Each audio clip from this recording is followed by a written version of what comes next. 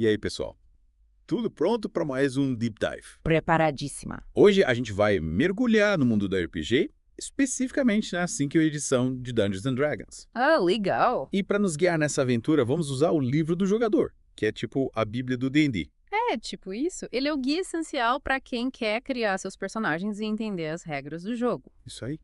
É como um manual de instruções para você dar vida à sua imaginação.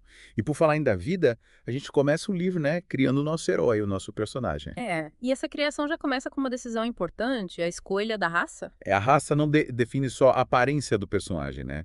Ela meio que molda a história, a cultura, até a personalidade. Exatamente. Imagina a diferença, sei lá, entre um elfo que vive muitos anos e tem uma conexão forte com a magia e um anão que tem toda aquela tradição de ferreiros e guerreiros. Total. São culturas, valores, jeitos de viver totalmente diferentes. Completamente. Lembro quando eu criei meu primeiro personagem, um anão guerreiro, me inspirei num exemplo do livro. Ah, Era o Bruenor, um baixinho durão com um machado maior que ele. que legal! Mas, além da raça, a gente tem a classe, né, que define o que o personagem faz. As habilidades, o estilo de luta. É, a classe meio que te coloca num papel na aventura, sabe? Tipo, você prefere um mago manipulando os elementos com magias poderosas ou um ladino super ágil e furtivo agindo nas sombras? E aí as coisas começam a ficar interessantes. Com certeza. Mas o livro não para por aí, né? Ele te incentiva a ir além da ficha do personagem, a criar uma história de vida, um passado, motivações. Sim, isso dá profundidade ao personagem.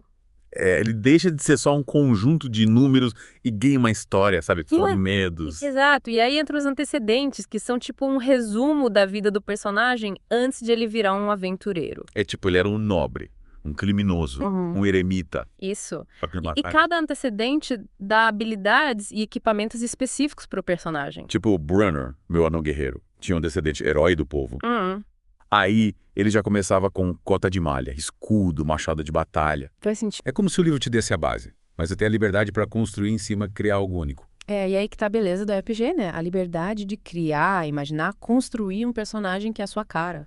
Isso aí. E com o personagem pronto, é hora de cair na aventura. Explorar masmorras, interagir com outros personagens, desvendar mistérios, enfrentar monstros. Aí o livro do jogador entra com as regras do jogo, né? Tem um sistema de combate bem detalhado. Sim. E não é só sair batendo por aí, né? Não, não. O livro te ensina a calcular a classe de armadura, rolar os dados para atacar e defender, usar as habilidades especiais do seu personagem. Estratégia pura. E os monstros, hein? Goblins, dragões, orcs, zumbis. É de arrepiar. Lembro de uma vez que meu grupo enfrenta um tubarão gigante. O livro descreve cada monstro, sabe, com detalhes asmáticas. Nossa. Essa D&D. Não é só músculos e espadas, a magia também é fundamental. Verdade. E livro do jogador te apresenta um sistema de magia. Nossa, super complexo e fascinante. Magias, truques, rituais. E cada classe que usa magia tem suas próprias peculiaridades. Imagina um mago lançando bolas de fogo, um clérigo curando seus aliados com poder divino.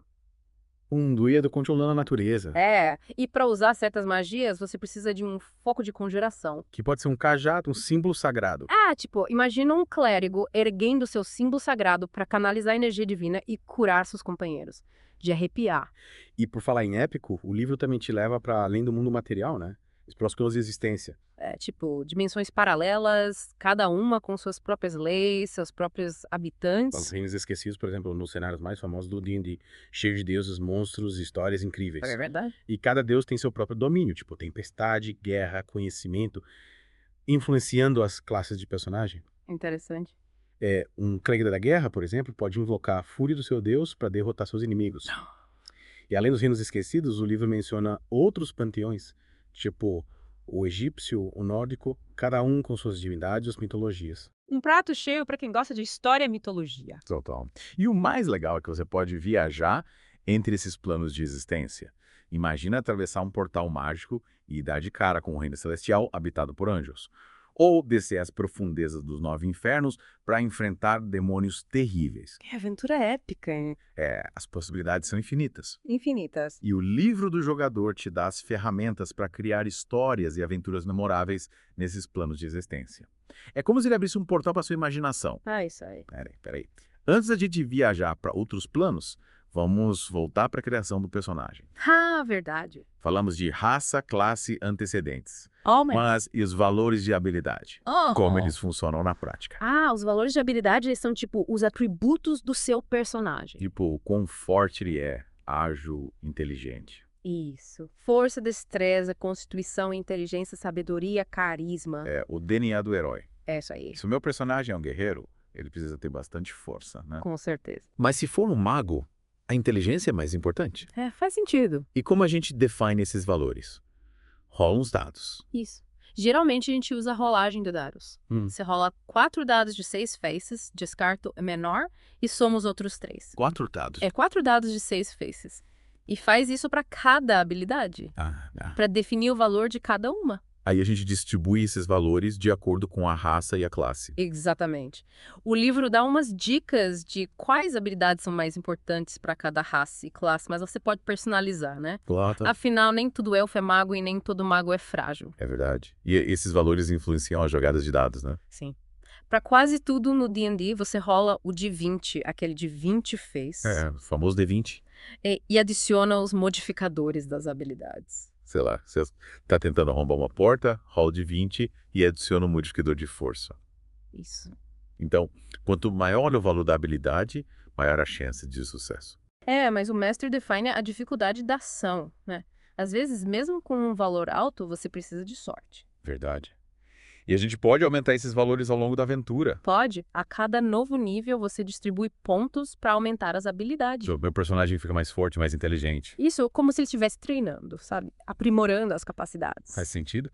E como funciona essa coisa de subir de nível? Você ganha pontos de experiência, Ah, completando missões, derrotando monstros. o mestre decide quantos pontos o grupo ganha. Isso. E quando a gente acumula uma certa quantidade, Sobe de nível. aí o personagem fica mais poderoso. Mais poderoso, mais versátil. Legal. E que muda quando a gente sobe de nível? Só os valores das habilidades. Não só. Você ganha novas habilidades, dependendo da sua classe. Um guerreiro aprende novos estilos de luta, um mago, novas magias. Um clérigo, novas habilidades de cura. Nossa, a cada nível o personagem fica mais interessante. Fica. E o livro detalha tudo isso. É como um guia de progressão do personagem. Que legal. Do nível 1 até o 16, quando ele vira uma lenda. Falando em lenda, o livro divide a jornada do personagem em 3 estágios, né? Isso! Quais são os desafios que um personagem enfrenta em cada fase? No primeiro estágio, do nível 1 ao 4, ele tá aprendendo o básico, se aventurando pela primeira vez. É a fase de aprendizado, né? É de descoberta. Tipo, testando os limites, aprendendo a trabalhar em equipe. Exato. E no segundo estágio, Do nível 5 ao 10, o personagem já tá mais experiente. já não é mais um novato. E ele enfrenta desafios maiores, assume mais responsabilidades. Precisa usar tudo o que aprendeu, né? Proteger os outros, desvendar mistério. Isso. E os personagens que usam magia já têm acesso a feitiços mais poderosos. Tipo, bola de fogo pra cima dos goblins. É isso aí. E no terceiro estágio, o que espera um personagem de alto nível? Do nível 11 ao 16, ele vira uma lenda. Já enfrentou vários perigos, salvou várias vidas. A fama o precede. É a fase em que ele se torna um mentor, né? Um líder, uma inspiração. As missões nesse estágio são épicas. O destino do mundo em jogo. Ele precisa usar toda a experiência, todo o poder para superar os desafios. Nossa.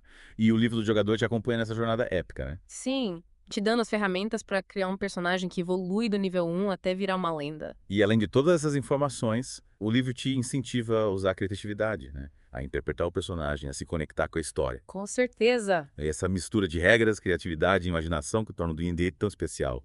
Mas me fala, depois de criar o personagem, de ter as regras básicas, como a gente escolhe a raça, o livro oferece muitas opções. Muitas! Tem os clássicos. Humanos, elfos, anões, halflings. Humanos versáteis, adaptáveis. Os elfos, com sua beleza, longevidade e conexão com a magia. Os anões, guerreiros corajosos, habilidosos, artesãos. E os halflings, pequeninos, ágeis, sortudos. O livro não descreve só a aparência, né? Ele mergulha na cultura, na história, nos valores de cada raça. Sim, os anões, por exemplo, valorizam a família, a tradição, o trabalho duro. Os elfos são um povo antigo, sabe? Com uma forte ligação com a natureza e a magia. E os halflings, o que os torna tão especiais. Os halflings são alegres, despreocupados, valorizam a comunidade, a boa comida, as coisas simples da vida. São conhecidos pela sorte, né? Pela sorte, pela agilidade e pela habilidade em se esconder. Personagem leve e divertido. Mas o livro não se prende só aos clássicos, né? Tem raças mais exóticas também. Claro, tem os draconatos, com suas características de dragão, os gnomos, curiosos e inventivos, os meio-elfos e meio-orcs, Elfos e Meio-Orcs. combinando características de diferentes raças. Lembro que os Tieflings me chamaram a atenção. Ah, Seres com características demoníacas, lutando contra a sua natureza infernal. Que conceito interessante. e cada raça é um universo a ser explorado. É verdade. O livro do jogador te convida a escolher a raça que te fascina, a criar um personagem que te represente nesse mundo. E depois de escolher a raça, vem a classe, né? Que define as habilidades, o estilo de luta do personagem. São 2 classes no todo. Isso mesmo. Bárbaro, bardo, bruxo, clérigo, druida, feiticeiro, guerreiro, ladino, mago, monge, paladino e ranger. Nossa. Cada uma com suas características, seus estilos de jogo únicos. E o livro descreve cada classe em detalhes, né? Explicando as habilidades, as magias, a progressão de nível. É como se o livro abrisse um leque de opções, sabe? É pra você personalizar seu personagem. De acordo com seu estilo de jogo. Que é um personagem que se joga na batalha com fúria. Escolhe o bárbaro. É.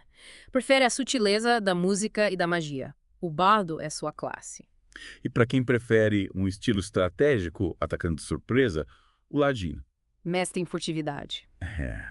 E tem o clássico mago com seu arsenal de magias. O poderoso clérigo que canaliza o poder divino para curar. Tem classe para todos os gostos. É verdade. O livro do jogador te dá as ferramentas para entender como cada classe funciona. Quais as vantagens, as desvantagens? Como usá-las da melhor forma. Exatamente. E combinando raça, classe, valores de habilidade, antecedentes, as possibilidades são infinitas. É como ter um kit de ferramentas, né?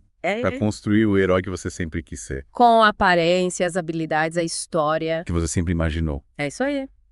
E aí, qual classe te chama mais atenção? Difícil escolher, são tantas opções. Mas confesso que o bardo me intriga. Ah, é? Usar música e magia para influenciar o mundo, parece incrível. O bardo é muito versátil. É. Ele pode ser um músico talentoso, um contador de histórias carismático, um diplomata habilidoso. Nossa, E as magias dele são focadas em manipular emoções, curar ferimentos, controlar a mente dos outros. que legal! E como funciona o sistema de magia no D&D? O livro do jogador explica tudo. Sim. Ele apresenta um sistema de magia bem complexo, sabe? Explicando a diferença entre magias, truques, rituais. E cada classe que usa magia tem seus próprios métodos, seus poderes. O mago estuda livros e grimórios para aprender suas magias. O feiticeiro tem um dom natural que se manifesta de forma espontânea. O clérigo canaliza o poder divino através da fé. Isso. O druida se conecta com a natureza para controlar plantas e animais. Tem magia para todos os gostos. Invocar criaturas, manipular elementos, controlar mentes, se comunicar com animais, curar ferimentos e teletransportar. Um festival de poderes mágicos. E o livro do jogador te dá todas as informações, né? Para entender como cada magia funciona, os efeitos, ou como usar de forma estratégica. Mas não é só sair lançando magia por aí, né? O livro fala sobre as regras, os testes de habilidade, as jogadas de ataque. O D&D tem um sistema de regras bem detalhado que garante a justiça, o equilíbrio do jogo. Para qualquer ação, a gente precisa rolar o de 20, né? O famoso de 20. E aí a gente adiciona os modificadores das habilidades. Se você tá tentando persuadir alguém, rola o de 20 e adiciona um modificador de carisma. Isso. E o mestre define a dificuldade da ação. Se você tirar um número igual ou maior, sucesso. E se eu tirar menor? Falha. Mas nem sempre falhar é ruim. Ah, Às vezes uma falha gera momentos engraçados e inesperados que tornam a história mais interessante. entendi. Então o D&D não é só sobre vencer ou perder, mas sobre criar uma história junto com os outros jogadores. É isso aí. É sobre usar a criatividade, a imaginação para dar vida aos personagens e construir uma narrativa épica. E o livro do jogador te dá as ferramentas para isso. Com certeza. Ele te ensina as regras, te apresenta as raças, as classes, te inspira com ideias de história, de personagens. É um guia completo para o mundo de D&D. Falando em guias, o livro também tem um capítulo sobre equipamentos, né? Tem armas, armaduras, itens mágicos. Espadas, machados, arcos, flechas, escudos, cota de malha Aí tem com seus atributos, suas funções. e os itens mágicos. Espadas que brilham no escuro, capas que te tornam invisível, anéis que te protegem de magia. Como a gente consegue esses itens? Depende da campanha. O mestre decide como os itens mágicos são distribuídos no mundo, Ah, entendi. mas o livro te dá uma base para entender como eles funcionam. As folheiras, como usar. E além de equipamentos, o livro fala de outras coisas importantes para a aventura, né? Claro, tem um capítulo inteiro dedicado às habilidades. Habilidades. Ou usá-las fora de combate. Tipo, escalar, nadar, persuadir, enganar, se esconder. Afinal, o D&D não é só combate, né? É, interação social, a exploração, a resolução de enigmas. Tudo isso faz parte da aventura. E o livro te dá as ferramentas para usar as habilidades em diversas situações. Exatamente. E tem até um capítulo sobre viagem. Como se locomover, se orientar, lidar com perigos na estrada. É como um guia de sobrevivência para o mundo de D&D. É isso aí. E para finalizar, o livro ainda apresenta o multiverso com seus planos de existência. Os reinos esquecidos, o plano astral, os 9 infernos. Cada plano com suas leis, seus habitantes, suas histórias. O livro do jogador te dá as ferramentas para criar histórias nesses planos. Com certeza. Ele te inspira a ir além do mundo material, a explorar o infinito, a viver aventuras épicas em diferentes dimensões. E é essa vastidão de opções, essa liberdade de criação, essa mistura de regras, criatividade e imaginação que torna o D&D tão especial. É um jogo que te permite ser quem você quiser, viver as histórias que você quiser, explorar os mundos que você quiser. E o livro do jogador é o passaporte para esse universo mágico. É isso aí. Nossa, quanta coisa! O livro do jogador é realmente um guia completo para o mundo de D&D. Mas, pensando em tudo que a gente viu, que tipo de aventura você gostaria de viver nesse multiverso? Olha, essa é difícil. São tantas possibilidades. Explorar ruínas ancestrais, negociar com dragões, desvendar conspirações políticas, viajar entre os planos. Tanta coisa! O que te atrai mais? Eu sempre gostei de histórias com mistério, sabe? Com toque de terror. Me aventurar em masmorras escuras, desvendar segredos antigos, enfrentar criaturas das trevas. Nossa, masmorras são clássicas. É. Explorando o lado mais sombrio do D&D. Armadilhas mortais, monstros aterrorizantes, tesouros escondidos. O livro do jogador te dá as ferramentas para lidar com tudo isso, né? As regras de combate, habilidades de furtividade, percepção, investigação. E os itens mágicos. Espada que brilha no escuro, poções que curam ferimentos, varinhas que lançam raios. Imagine encontrar um desses tesouros numa masmorra. Seria épico. E os itens mágicos podem ter um papel crucial na história, né? Uma espada lendária que concede poderes, um amuleto que revela segredos do passado. Verdade. Não podemos esquecer do mestre, né? Ele que cria a história, descreve os cenários, controla os monstros, interpreta os NPCs. Ele é o maestro da orquestra. Guiando a aventura, garantindo que todo mundo se divirta. O mestre tem um papel fundamental no D&D. Ele é o narrador, o árbitro, o criador do mundo. E ele também usa o livro do jogador como referência, né? Claro. Consultando as regras, as características dos monstros, as descrições dos itens. Lembra de um capítulo que falava sobre os deuses e deusas do D&D? Tinha deuses de todos os tipos. Da guerra, da magia, da natureza, da morte. E cada deus tem sua história, seus valores, seus seguidores. É verdade. A religião pode ter um papel importante na aventura. Influenciando as ações dos personagens, as motivações dos vilões, os desafios. Imagina uma aventura em que o grupo precisa impedir um culto que está tentando invocar um deus maligno. Ou uma aventura em que vocês são enviados numa missão sagrada por um deus baldoso. O livro do jogador te dá a base para criar essas histórias. Explorando os panteões, as crenças, os mitos. E, além de todas essas informações, o livro te inspira com ideias. Ele apresenta diferentes cenários, monstros, personagens, magias. É um banquete para a imaginação. E no final das contas, o que torna o D&D tão especial é essa mistura de regras, criatividade e imaginação. O livro te dá a estrutura, a base, mas a história quem cria somos nós. Os jogadores e o mestre. É como se o livro fosse um mapa e nós, os exploradores. Escolhendo o caminho, desvendando os mistérios, construindo a nossa própria jornada. E essa jornada pode ser épica, emocionante, divertida. O limite é a nossa imaginação. É isso aí. E aí, pronto para se aventurar. Preparadíssima. Dados prontos, fichas de personagem preparadas, imaginação a 1000. Que comece a aventura. E que os dados estejam sempre a nosso favor. Até a próxima, aventureiros!